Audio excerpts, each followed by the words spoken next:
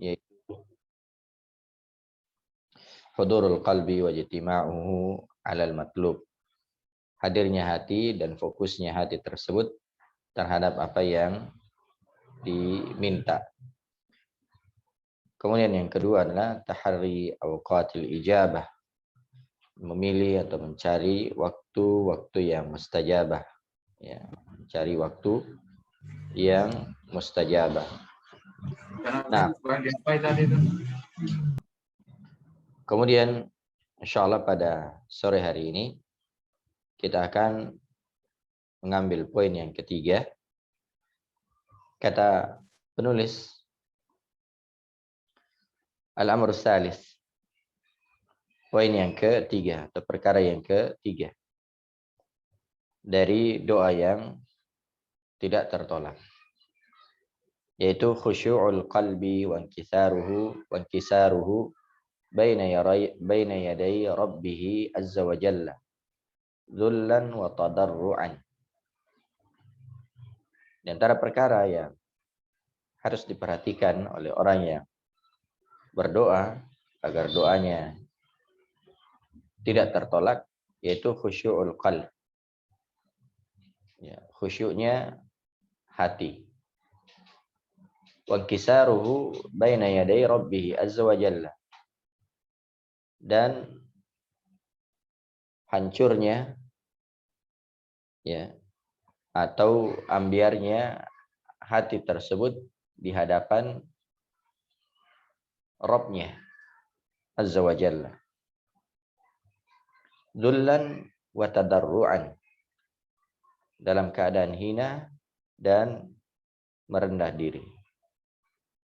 Nah, ini poin yang sangat penting ketika seorang berdoa kepada Allah Subhanahu wa taala, maka hendaknya dia betul-betul khusyuk di hadapan Allah Subhanahu wa taala. Kata pensyarah hafizahullah, hadzal amru alladhi dzakarahu al-Imam Ibnu al-Qayyim rahimahullah muhimmun lil ghayah fi babid du'a'i wa fi ghairihi min al-ibadat. Perkara ini yang disebutkan oleh Imam Ibnu Al-Qayyim rahimahullah merupakan muhimmun lil ghayah, perkara yang sangat penting, ya, fi babid du'a wa fi ghairihi minal ibadat, baik itu dalam masalah doa atau dalam masalah yang lain, berupa ibadah, ya, kepada Allah Subhanahu wa taala. Jadi kata beliau khusyu'ul qalb,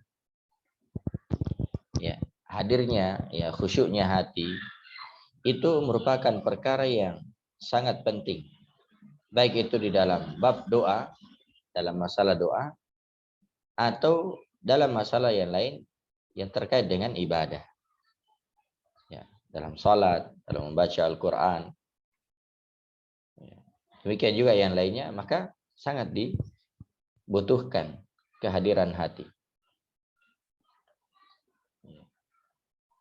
Kemudian kata beliau hafizahullah, famin tahqiqil ubudiyyati ayakuna al-'abdu mutadarri'an wa mutadallilan ila khaliqihi wa maulahu azza wa jalla, la siyama waqta ad-du'a'i wat talab, kama qala ta'ala ud'u rabbakum tadarruan wa khufyah innahu la yuhibbul mu'tadin, dalam surah Al-A'raf ayat 55. Kata beliau famin tahqiqil ubudiyyah, dan diantara bentuk perwujudan,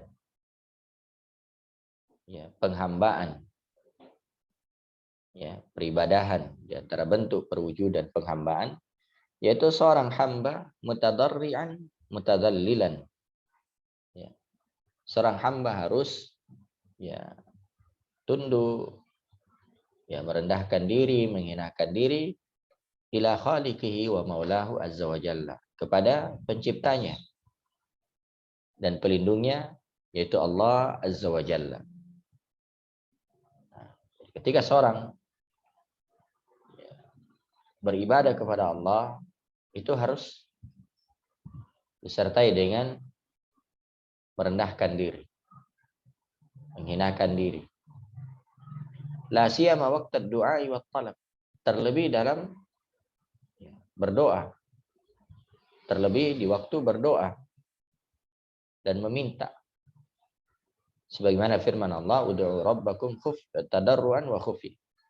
Berdoalah kepada Rabb kalian dalam keadaan merendah wa khufiyah, ya, dan melirihkan suara.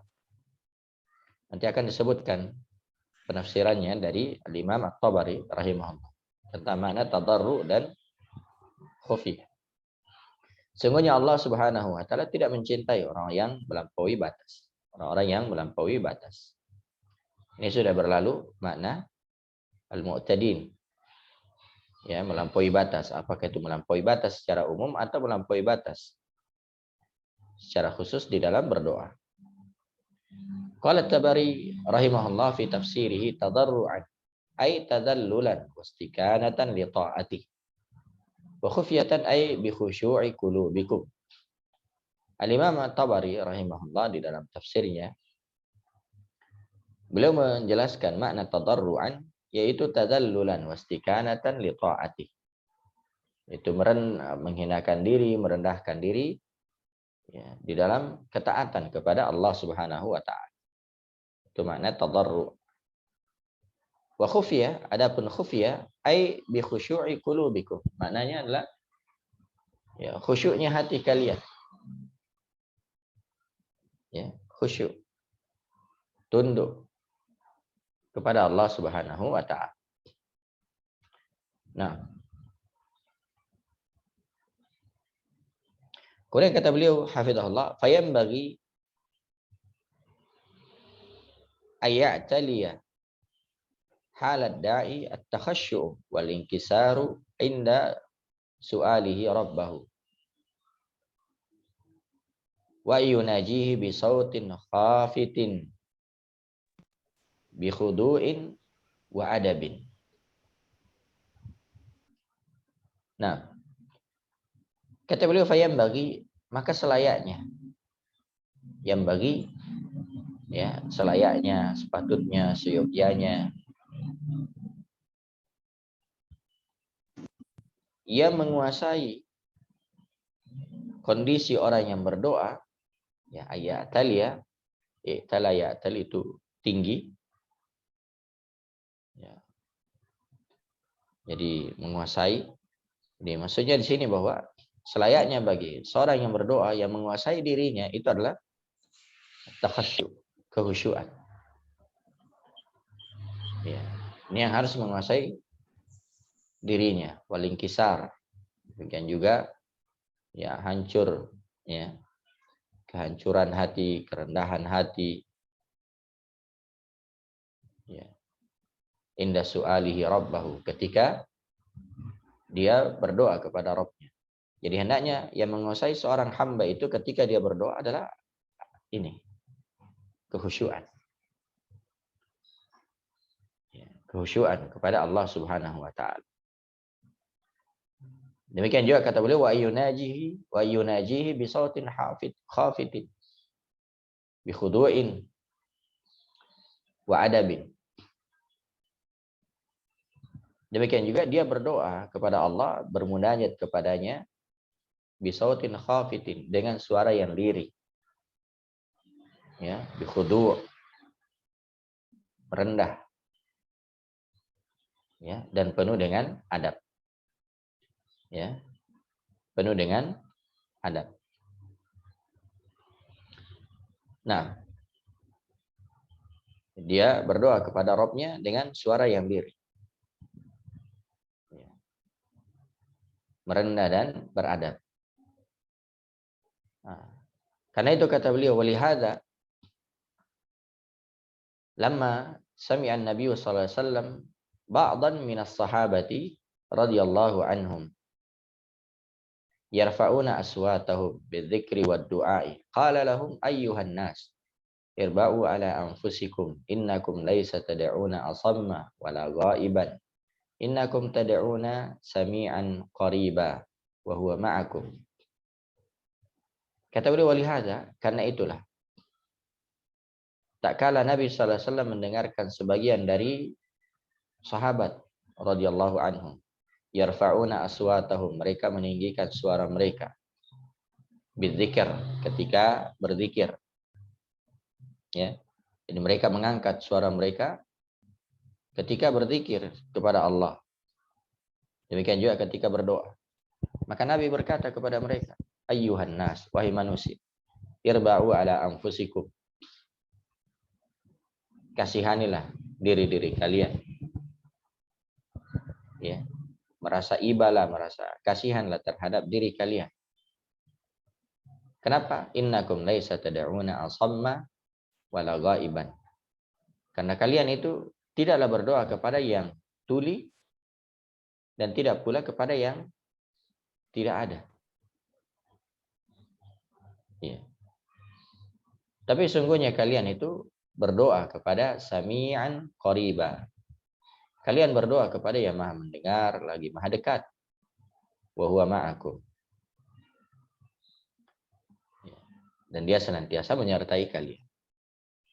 Maksudnya mendengarkan doa kalian, mengetahui apa yang kalian lakukan, melihat kalian. Ya. Jadi bukan berarti ya, bersama kalian artinya menyatu dengan kalian, tidak. Tapi Allah ya, mengilmui, mengetahui, mendengarkan, melihat ya hamba-hambanya. Sama qala hafizahullah, kemudian beliau berkata, Syekh Abdul Razak berkata, qala al-Hafidz Ibnu Hajar rahimahullah, fihi karahatu raf'is sauti bid-du'a'i wa dzikr. Al-Imam Al-Hafidz Ibnu Hajar rahimahullah, ya, ini Al-Imam Al-Hafidz Ibnu Hajar ya, rahimahullah, seorang pakar, ya, seorang alim yang sangat terkenal. Ya. Beliau yang mensyarah Sahih Al-Bukhari, salah satu yang mensyarah Sahih Al-Bukhari. Dan beliau ini, ya, Ibnu Hajar menyebutkannya di dalam Fathul Bari, syarah Sahih Al-Bukhari. Kata beliau, fihi karahatu raf'is sauti bid-du'a wa dzikr. Di dalam hadis ini terdapat keterangan dimakruhkannya, dibencinya mengangkat suara ketika berdoa dan ketika berzikir. Wa bihi qala 'ammatus salafi minas sahabati wat tabi'in. Dan inilah yang disebutkan oleh kebanyakan as-salaf dari kalangan ya, sahabat dan para tabi'in. Nah, demikian juga kata beliau, wa bawwaba al-Hafidz an-Nawawi rahimahullah ala hadzal hadits istihbabu khafdi as-sauti bi dzikri illa fil mawadhi'i allati warada asy-syar'u bi raf'ihi fiha. Nah, demikian juga Al-Imam Al-Hafidz An-Nawawi rahimahullah, Abu Zakaria Yahya ibn Syaraf. Ya. Di dalam hadis ini beliau membuat bab, membawakan sebuah bab di dalam kitab beliau Al-Minhaj, Syarah Sahih Muslim. Nah, beliau membuat babnya istihbabu khafdi as-saut bidzikr. Disukainya ya, atau anjuran merendahkan suara ketika berzikir. Illa fil mawadhi'i allati warada asy-syar'u bi raf'ihi fiha. Kecuali di tempat-tempat yang memang ada syariat yang menganjurkannya untuk mengangkat suara. Ya. Misalnya ketika talbiyah, bertalbiyah, labbaik Allahumma labbaik, itu dianjurkan untuk mengangkat suara. Ya, demikian juga azan. Ya, azan termasuk zikir. ya iqamah, dalamnya ada pembesaran, pengagungan kepada Allah Subhanahu wa taala. Nah, subhanallah, ini dua imam, Ibnu Hajar, demikian juga An-Nawawi rahimahullah, ya, itu keduanya dari kalangan Syafi'iyah rahimahumullahu ta'ala. Dan ternyata keduanya menyebutkan bahwa dibenci ya untuk mengangkat suara ketika berzikir dan berdoa kepada Allah Subhanahu wa taala. Kecuali di sana ada ya dalil yang menunjukkan akan hal tersebut ya untuk mengangkat suara. Nah, ini poin yang ketiga. Taib. Semakala hafizahullah taala. Jadi ini sangat bagus dicatat-catat dan dihafal-hafal poin-poinnya. Jadi yang pertama ya hudurul qalb, hadirnya hati. Ya. Yang kedua ya tahari awqatil ijabah, mencari atau memilih waktu yang mustajabah. Kemudian yang ketiga adalah khusyu'ul qalb, wa inkisaruhu baina yadai rabbih azza wa jalla dhullan wa tadarruan. Ya. Khusyuknya hati di hadapan Allah Subhanahu wa taala, merendah, menghinakan diri. Ini poin-poin yang sangat penting untuk kita ya ingat-ingat, kita hafal-hafal, sehingga ketika kita berdoa kita berusaha memenuhi kriteria ini. Al-amru rabi, poin yang keempat, istiqbalul qiblati waqtad du'a, menghadap kiblat ketika berdoa. Menghadap kiblat ketika berdoa. Iya. Kata beliau hafizahullah taala di dalam memberi ta'liq pada poin ini, istiqbalul qiblati yu'tabaru minal adabil jalilati lid-du'a allati tadullu ala ta'dhimid da'i li sya'nid du'ai wa ihtimamihi bih.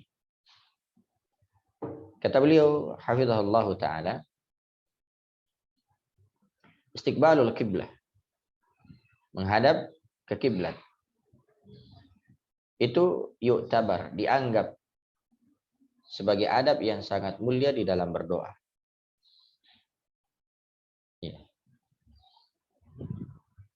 Itu adab yang sangat mulia di dalam berdoa. Allati tadullu ala ta'dhimid da'i li sya'nid du'a wa ihtimamihi bihi. Adab ini yang menunjukkan bahwa orang yang berdoa itu betul-betul mengagungkan perkara doa dan perhatiannya terhadap hal tersebut, terhadap doa tersebut.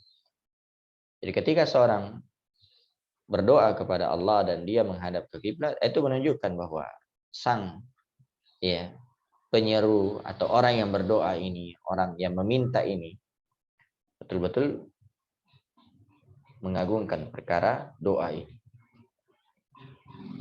Nah, walihada sahha anin Nabi sallallahu alaihi wasallam fi mawadi'a adidatin annahu istakbala wada'a. Karena itulah telah sahih dari Nabi sallallahu alaihi wasallam di beberapa tempat ya, bahwasanya beliau menghadap ke kiblat wada'a dan berdoa. Kama hasala fi ghazwati Badrin hina ra'a sallallahu alaihi wasallam kathrata adadil musyrikin ala adadil muslimin. Fastaqbala Nabiullah sallallahu alaihi wasallam al-qiblah thumma madda yadayhi. Sebagaimana yang terjadi di perang Badar. Ya. Ghazwatu Badrin, perang Badar.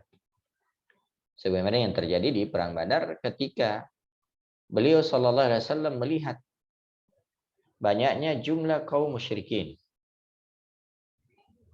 terhadap jumlah kaum muslimin. Ya. Waktu itu perang pertama kali yang terjadi antara kaum muslimin dengan orang-orang musyrik, dan jumlah ya kaum muslimin dibandingkan dengan orang-orang musyrik itu sangat tidak sebanding. Ya. Maka melihat kondisi ini, Nabi SAW menghadap ke kiblat. Beliau menghadap ke kiblat, tsumma madda yadayhi, lalu beliau menengadahkan kedua tangannya, mengangkat kedua tangannya, berdoa kepada Allah Subhanahu wa taala. Nah, wadhalika anna istiqbal ad-da'i lil qiblati min al-asbab allati yurja ma'aha ayyustajaba du'a'u. Karena menghadapnya orang yang berdoa ke kiblat itu diantara sebab yang diharapkan doa itu dikabulkan. Jadi ketika seorang yang berdoa menghadap ke kiblat, itu sangat diharapkan doanya dikabulkan. Tapi ingat, kata Syekh Hafizahullah, falaysa huwa min syurutid du'ai wa innama min adabi al-hamidah. Min adabihil hamidah. Kata beliau, menghadap ke kiblat itu bukanlah syarat berdoa. Bukanlah syarat di dalam berdoa. Jadi seorang boleh saja menghadap ke arah yang lain. Ya. Boleh saja seorang ketika dia berdoa tidak menghadap ke kiblat.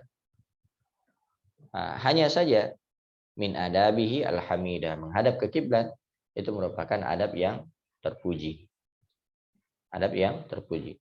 Jadi kalau seorang misalnya, apalagi ketika safar, ya, dia naik kendaraan, lalu dia berdoa, tidak mesti dia menghadap ke kiblat. Tidak mesti dia menghadap ke kiblat. Ya.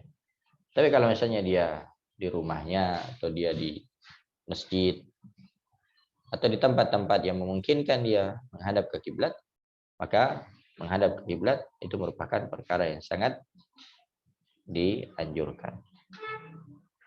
Nah, ini poin yang keempat, yaitu menghadap ke kiblat ketika berdoa. Istiqbalul qiblati waqta ad-du'a.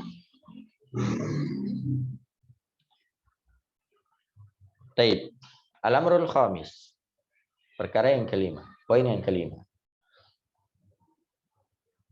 adalah at-taharatu 'inda ad-du'a. Bersuci ketika berdoa. Iya.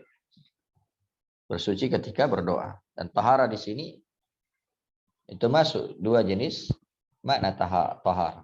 Apakah itu tahara ma'nawiyah atau tahara hissiyah? Tahara ma'nawiyah yaitu membersihkan hati, ya, dari perkara yang bisa mengotorinya, seperti kesyirikan. Demikian juga perkara yang diada-adakan di dalam agama, demikian juga hasad, iri.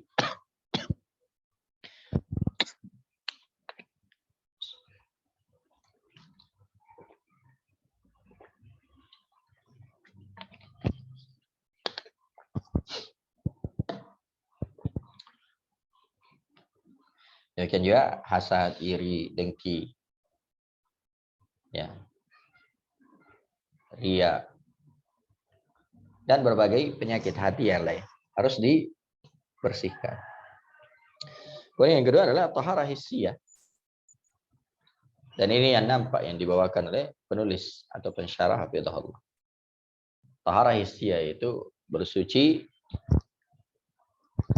ya, apakah itu berwudu atau tayamum atau dengan mandi janabah ketika seorang junub. Kata beliau, at-taharatu min adabid du'ai aidan. Tahara juga merupakan adab berdoa kepada Allah Subhanahu wa taala. Ya, taharah juga di antara adab berdoa kepada Allah Subhanahu wa taala. Nah, fala syakka anna ad-da'i idza kana ala taharatin fa innahu afdalu wa atammu li du'aihi wa munajatihi lillahi azza wa jalla. Lianna halatal wudu'i mutlaqan akmalu min halil hadath. Kata beliau, tidak diragukan bahwasanya orang yang berdoa apabila dalam kondisi tahara fa innahu afdalu wa atam, itu lebih utama, lebih sempurna di dalam doanya, di dalam munajatnya kepada Allah Subhanahu wa taala. Lebih sempurna, lebih mulia. Kenapa? Lianna halatal wudu'i mutlaqan, karena kondisi wudu secara mutlak itu lebih sempurna dari kondisi berhadath. Jadi secara umum, secara mutlak, apapun yang kita lakukan dalam kondisi berwudu itu lebih sempurna. Ya, lebih sempurna. Nah, berzikir kepada Allah, membaca Al-Quran. Ya. Bahkan sampai, ya, mohon maaf, misalnya ketika seorang mendatangi keluarganya, mendatangi istrinya, kemudian dia mau mengulanginya, maka dianjurkan untuk berwudu. Subhanallah. Tuntunan yang sangat mulia dari agama ini. Ya. Dari agama ini. Nah,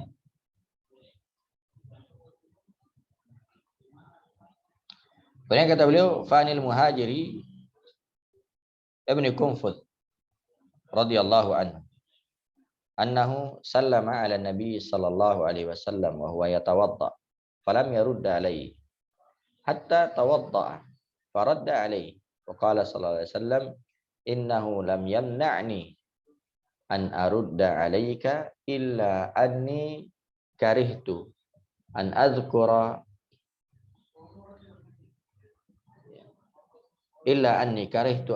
Allah illa ala taharatin. Illa ala taharah. Ya, dalil yang beliau bawakan di sini adalah hadis Al-Muhajir bin Kunfud. Ini salah satu nama sahabat yang mungkin jarang terdengar. Maka seorang penuntut ilmu harus ingat-ingat nama-nama yang seperti ini. Nama-nama sahabat radhiyallahu taala, apalagi yang jarang kedengaran. Ya. Jadi ada sahabat namanya Al-Muhajir bin Kunfud radhiyallahu anhu. Beliau memberi salam kepada Nabi sallallahu alaihi wasallam bahwa yatawadda, yang saat itu Nabi sallallahu alaihi wasallam sedang berwudu. Maka Nabi sallallahu alaihi wasallam tidak menjawabnya. Nabi sallallahu alaihi wasallam tidak menjawabnya.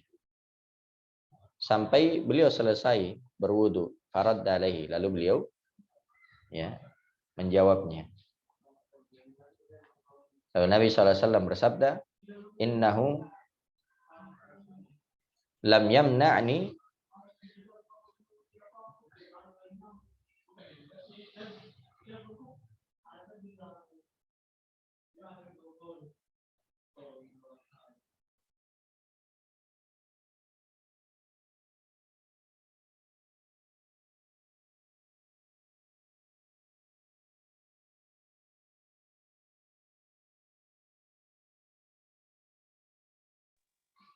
kata beliau sallallahu alaihi wasallam, innahu lam yamna'ni an arudda alaik. Sungguhnya tidak ada yang menghalangi saya untuk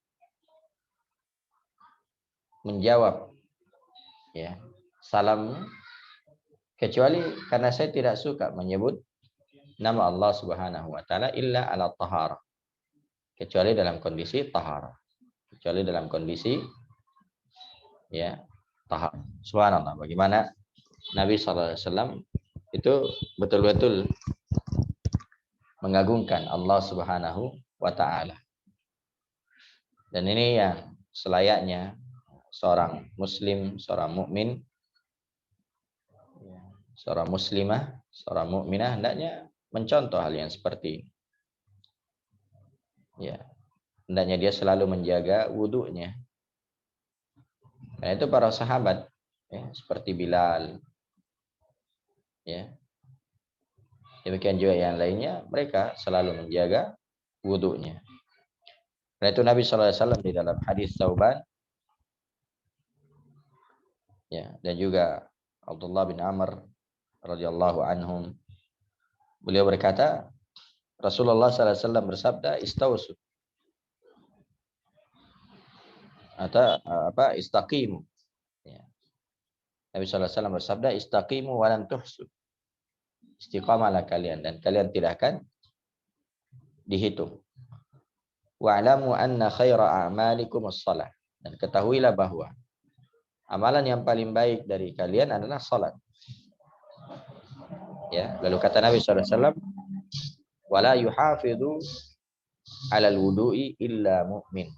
Dan tidak ada yang menjaga wudu kecuali orang yang beriman.